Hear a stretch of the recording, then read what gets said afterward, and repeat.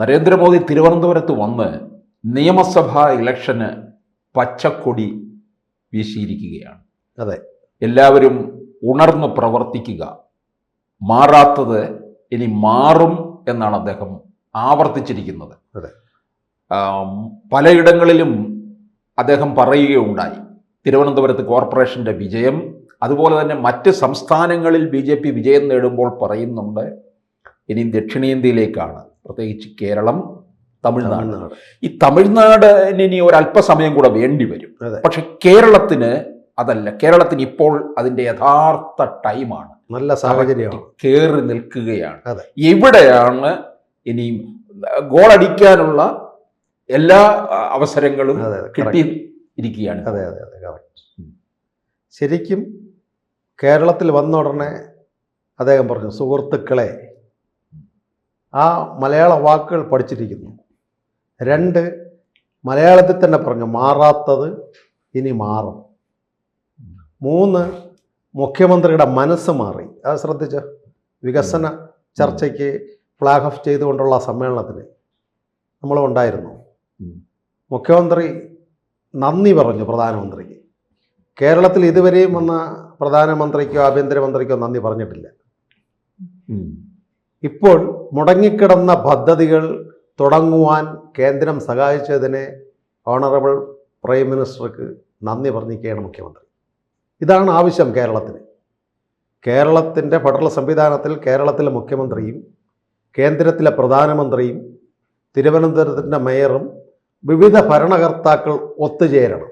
അതാണ് ഈ കഴിഞ്ഞ ദിവസം കണ്ണൂരിൽ വെച്ചൊരു കേന്ദ്രമന്ത്രി പറയുകയുണ്ടായി, പിണറായി വിജയൻ NDAയിലേക്ക് വരൂ, അതെ, കേരളത്തിൽ ഇനിയും വികസന കുതിപ്പുണ്ടാകുമെന്നാണ് പറഞ്ഞത്.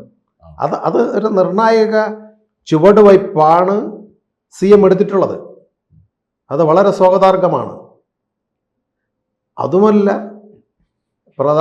പ്രധാനമന്ത്രിയുടെ പ്രസംഗത്തിലുടനീളം കേരളത്തിൻ്റെ വികസനം 2, അദ്ദേഹം UDFനെയും LDFനെയും മാറി മാറി UDF 5 വർഷം വീതം മാറി മാറി വരുന്നു.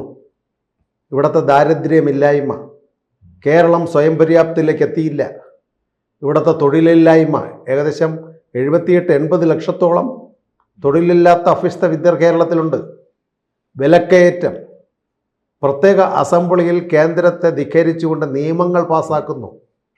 അപ്പോൾ ഇതൊന്നും ഒരു ഗവർണർമാർ പോലുള്ള രാഷ്ട്രപതിയുടെ നോമിനികളെ അംഗീകരിക്കുന്നില്ല. വിദ്യാഭ്യാസ കേന്ദ്രത്തിൽ നല്ല വിദ്യാഭ്യാസ നയങ്ങളോ അതിനുള്ള സർവകലാശാലകളോ സൃഷ്ടിച്ച് CUT പോലുള്ള പരീക്ഷകൾക്ക് പോയി വിദ്യാർത്ഥികൾ കേരളത്തെ നാണം കെടുന്നു. ഇംഗ്ലീഷ് ഫ്ലുവൻറ്റ് ലാംഗ്വേജ് ഇല്ല. നമ്മൾ കണ്ടില്ലേ, നമ്മുടെ MP മാർ പോലും കർണാടകത്തിലൊക്കെ പോകുമ്പോൾ പറയുന്നത്. അപ്പോൾ അത്തരത്തിലുള്ള മാറ്റങ്ങൾ ബഹുമാനപ്പെട്ട CMനെ ഡെവലപ്മെൻറ്റ് ഫ്ലാഗ് ഓഫ് ചെയ്യുന്ന വന്ദേ ഭാരത് ഫ്ലാഗ് ഓഫ് ചെയ്യുമ്പോൾ അഭിനന്ദിച്ചുകൊണ്ട് പറഞ്ഞു, വീണ്ടും ആകുന്നത്ര സാമ്പത്തികം കേരളത്തിന് തരണം. ഇതാണ് ആവശ്യം. ചോദിക്കേണ്ടത് ചോദിക്കണം, വാങ്ങേണ്ടത് വാങ്ങണം. അവർ പ്രസംഗിക്കുന്ന എന്താണ് സഖാക്കൾ ഓരോ യോഗങ്ങളിലും. അപ്പോൾ ഇവിടെ പ്രധാനമന്ത്രി ശരിക്കും പറഞ്ഞു കഴിഞ്ഞാൽ നിയമസഭാ തെരഞ്ഞെടുപ്പിന് ഒരു തുടക്കം, നിയമസഭാ തെരഞ്ഞെടുപ്പിൻ്റെ കാഹളമാണ് ഇന്നലെ പുത്തരിക്കണ്ടത്ത് പ്രവർത്തകരെ, അദ്ദേഹത്തിൻ്റെ ബോഡി ലാംഗ്വേജ് നോക്കുക. കയറി വരുമ്പോൾ തന്നെ ഇവിടെ ഫ്ലാഗ് ഓഫ് ചെയ്ത് പുത്തരിക്കണ്ടം മൈതാനി കയറി വരുമ്പോൾ കുനിഞ്ഞ് നമസ്കരിക്കുകയാണ്. ഇന്ത്യയുടെ ഏതെങ്കിലും ഒരു പ്രധാനമന്ത്രി ജനങ്ങളാണ് പ്രജകൾ എന്നുള്ള നിലയിൽ, പണ്ട് ഓർമ്മ കാണും, ചിത്തിരേന തമ്പുരാൻ പത്മനാഭസ്വാമി ക്ഷേത്രത്തിൽ തൊഴാമോ കാരണത്തിരിക്കുന്ന ഒരു രംഗമുണ്ട് അല്ലേ? അതേപോലെ ജനങ്ങളാണ് എൻ്റെ യജമാനന്മാരെന്നുള്ള ഭവ്യതയിൽ പത്മനാഭൻ ആദ്യം സ്തുതിച്ചു. വീണ്ടും പത്മനാഭൻ്റെ നാട്ടിൽ വരുവാൻ എനിക്ക് ഭാഗ്യം കിട്ടിയതിൽ നന്ദി. നമ്മുടെ ഇവിടുത്തെ ആചാര്യന്മാർ മന്നത്ത് പത്മനാഭൻ, മഹാത്മാ അയ്യങ്കാളി, ഗുരുദേവനെ സ്മരിച്ചു. നമ്മുടെ സുഭാഷ് ചന്ദ്രബോസ്, നമ്മുടെ മിലിട്ടറിക്ക് മാതൃകയായ സുഭാഷിനെ സ്മരിച്ചുകൊണ്ട് അദ്ദേഹം പ്രസംഗം തുടങ്ങി. കേരളത്തിലെ മുടങ്ങിയ പദ്ധതി എന്ന് മുഖ്യമന്ത്രി പറയുക ന്യായമുണ്ട്. കൊല്ലം ഹൈവേ ശ്രീമതി ഇന്ദിരാഗാന്ധി കല്ലിട്ട് പോയത് 75-ലാണ്, അടിയന്തരാവസ്ഥ കാലഘട്ടത്തിൽ. അത് പൂർത്തിയാക്കിയത് നരേന്ദ്രമോദി സർക്കാരാണ്. KC എന്ന് പറയുന്നത് ഇന്ന് കേന്ദ്രത്തിലെ രണ്ടാമനായിട്ടിരിക്കുന്ന പ്രതിപക്ഷ നേതാവ് കഴിഞ്ഞാൽ രണ്ടാമനാണ് KC വേണുഗോപാൽ. അദ്ദേഹത്തിൻ്റെ പാർലമെൻറ്റ് മന്ദിരത്തെ ആലപ്പുഴയിൽ കോസ്റ്റൽ മേഖലയിൽ കൂടി ഹൈവേ ടച്ച് ചെയ്യിപ്പിച്ചത് നരേന്ദ്രമോദിയുടെ നിതിൻ ഗഡ്കരിയ PWD വകുപ്പ് മന്ത്രി. അല്ല, അതുകൊണ്ട് തന്നെ ഈ നിയമസഭാ തെരഞ്ഞെടുപ്പിൽ ഇതെല്ലാം ഉയർത്തിക്കാട്ടാൻ കഴിയുമെന്നുള്ളതാണ്. തീർച്ചയായും തിരുവനന്തപുരത്ത് അദ്ദേഹം പറയുമ്പോൾ ഇതൊക്കെ പറയുമ്പോൾ തിരുവനന്തപുരത്തെ ജില്ലയിലെ പല മണ്ഡലങ്ങളും BJP A ക്ലാസ് മണ്ഡലങ്ങളാണ്. അതെ. ഇപ്പോൾ ലോക്സഭാ തെരഞ്ഞെടുപ്പ് കഴിഞ്ഞു, തദ്ദേശ തെരഞ്ഞെടുപ്പും കഴിഞ്ഞു. ഈ രണ്ട് തെരഞ്ഞെടുപ്പുകളുടെ കണക്കുകൾ വെച്ചുകൊണ്ടാണ് ഈ ഒരു ഇന്റലിജൻസ് റിപ്പോർട്ട് പോലും ഉണ്ട്. 38 മണ്ഡലങ്ങളിലെ നിയമസഭാ മണ്ഡലങ്ങളിൽ 30,000-ലധികം വോട്ട് നേടിയിട്ടുണ്ട് BJP. ഇത് ഇവർക്ക് നിയമസഭയിലേക്കുള്ള വിജയസാധ്യത അനുകൂല മണ്ഡലങ്ങളാണ്. കറക്റ്റ്. അതുകൊണ്ടാണ് ഇദ്ദേഹം തുടരെ ഒരാഴ്ച കൊണ്ട് നോക്കുമ്പോൾ അദ്ദേഹത്തിൻ്റെ എക്സി പോസ്റ്റിൽ 7 പ്രാവശ്യം കേരളത്തെ പറഞ്ഞിരിക്കുന്നു. ഇദ്ദേഹത്തെ വിദേശത്ത് പോയാലും കേരളവും തിരുവനന്തപുരവുമാണ് മേയർ കിട്ടിയത്, അധികാരം കിട്ടിയത് പറയുന്നു. ആസാമിൽ നടന്ന യോഗത്തിൽ തിരുവനന്തപുരത്ത് പ്രധാനമന്ത്രി പ്രകീർത്തിച്ചു. ബംഗാളിൽ നടന്ന ഒരു യോഗത്തിൽ തിരുവനന്തപുരം നൂറ്റാണ്ടുകൾ പഴക്കമുള്ള ഒരു നഗരവും പൈതൃക നഗരമാണ്, അവിടെ BJP അധികാരത്തിൽ വന്നു. ഇത് സൂചിപ്പിക്കുന്ന അദ്ദേഹം പറഞ്ഞത് 45 വർഷം ബംഗാളിൽ ഭരിച്ച കമ്മ്യൂണിസ്റ്റ് ബംഗാളിനെ തകർത്തതിനെ ഓർമ്മിപ്പിച്ചതാണ്. 30 വർഷം ത്രിപുരയിൽ ഭരിച്ച കമ്മ്യൂണിസത്തെ ഓർമ്മിപ്പിച്ചതാണ് ഈ 2 യോഗത്തിൽ കൂടി. അതുപോലെ ഭരിച്ചു മുടിച്ച കേരളത്തിൽ തലസ്ഥാനം തിരുവനന്തപുരം മേയർ BJP താമര വാടിയില്ല, നല്ല പത്മനാഭൻ്റെ പൊക്കിൾക്കൊടിയിലുള്ള താമര വിടർന്നു വന്നിരിക്കുന്നു. അതാണ് ഇന്നും അദ്ദേഹം പത്മനാഭനെ സ്തുതിക്കുന്നത്. അപ്പോൾ കാരണം ചരിത്രവും പറഞ്ഞു. 87-ലെ അഹമ്മദാബാദ് നഗരത്തിൽ BJP അധികാരത്തിൽ വന്നതിന് ശേഷമാണ് ഗുജറാത്തിലേക്ക് പ്രയാണം തുടങ്ങിയത്. പിന്നെ സൂറത്ത് നഗരസഭ കിട്ടി, ഗാന്ധിനഗർ നഗരസഭ കിട്ടി. അന്നൊന്നും പത്രങ്ങളിൽ ചെറിയ വാർത്തയായിരുന്നു. അന്ന് പത്രത്തിൽ വന്ന വാർത്ത ഗോദ്രയിൽ നടന്ന ശൂലത്തിൽ കുത്തി ഉയർത്തിയെടുത്തു, മറ്റതാണ് മറിച്ചതാണ്. ആരാണ് ഈ 19 ബോഗിയിൽ മണ്ണെണ്ണ ഒഴിച്ചെന്ന് പറയുന്നില്ല. ആ മണ്ണെണ്ണ ഒഴിക്കേണ്ട കാരണഭൂതനാരെന്ന് പറയുന്നില്ല. അത് ഇവിടുത്തെ VD സതീശൻ അടുത്ത കാലത്ത് പറഞ്ഞില്ലേ. VD സതീശൻ പല നേതാക്കളെയും സ്തുതിക്കുന്നുണ്ട്, സമസ്തയെയും കാന്തപുരത്തിനെയും എല്ലാം. പക്ഷേ ബാക്കി ഹൈന്ദവീയമായിട്ടുള്ള പരിപാടികളെ അദ്ദേഹം എതിർക്കുകയും ചെയ്യുന്നു. അതാണ് ഇരട്ടത്താപ്പ്. അതുകൊണ്ടാണ് ഈ നമ്മൾ പറഞ്ഞ ഈ 38 മണ്ഡലങ്ങളാണ് ഈ കോൺഗ്രസ്സുകാർക്കും അങ്കലാപ്പുണ്ടാക്കുന്നത്. കാരണം അതിശക്തമായ ത്രികോണ മത്സരത്തിലേക്ക് പോകും. ഭരണവിരുദ്ധ വികാര വോട്ടുകളൊക്കെ രണ്ടിടത്തേക്ക് ചിതറാനുള്ള സാധ്യതയുണ്ട് അവർ കാണുന്നുണ്ട്. അല്ല, ഈ പറയുന്ന മണ്ഡലങ്ങളെല്ലാം ഇപ്പോൾ കോൺഗ്രസ് വിജയിച്ചിരിക്കുന്ന മണ്ഡലങ്ങളാണ്. ഇവിടെ ഈ 38 മണ്ഡലം A ക്ലാസ് ആയിട്ട് BJP തിരഞ്ഞെടുത്തതിൽ കോൺഗ്രസിന് വെപ്രാളമാണ്. അങ്കലാപ്പിൻ്റെ അലയടികൾ കോൺഗ്രസ് ക്യാമ്പിൽ ഉണ്ട്. അതുകൊണ്ട് കോൺഗ്രസ് ആയിരിക്കുമോ ഒന്നാമത്തെ കക്ഷി, മുസ്ലിം ലീഗ് ആയിരിക്കുമോ ഒന്നാമത്തെ കക്ഷി എന്ന് കോൺഗ്രസ്സിൽ ഇപ്പോൾ ആശയക്കുഴപ്പമാണ്. അതുകൊണ്ടാണ് വാരിക്കോരി മുസ്ലിം ലീഗിനെ VD സതീശൻ മുഖ്യമന്ത്രിയാവാൻ ഇരിക്കുന്നത്. അപ്പം പാണക്കാട് കുടുംബത്തിൽ എന്നും പോയി സംസാരിക്കുന്നു. അപ്പോൾ ഇത് ബൈ ചാൻസ് കോൺഗ്രസിന് 30 കിട്ടി, 35 സീറ്റ് മുസ്ലിം ലീഗിൽ നിന്നും 34 ജയിച്ചു. അവിടെ ഏറ്റവും വലിയ കക്ഷി കോൺഗ്രസ് ആവും, മുസ്ലിം ലീഗ് ആവും. കോൺഗ്രസ് രണ്ടാമതേ ആവുള്ളൂ. അതുകൊണ്ട് മുസ്ലിം ലീഗിൻ്റെ കൂടെ പോയാൽ മാത്രമേ VD സതീശനെ പോലുള്ളവർക്ക് മുഖ്യമന്ത്രിയാവാക്കുള്ളൂ. ഒന്നുമില്ലെങ്കിൽ 2.5 വർഷം VD സതീശൻ, 2.5 വർഷം മുസ്ലിം ലീഗ്.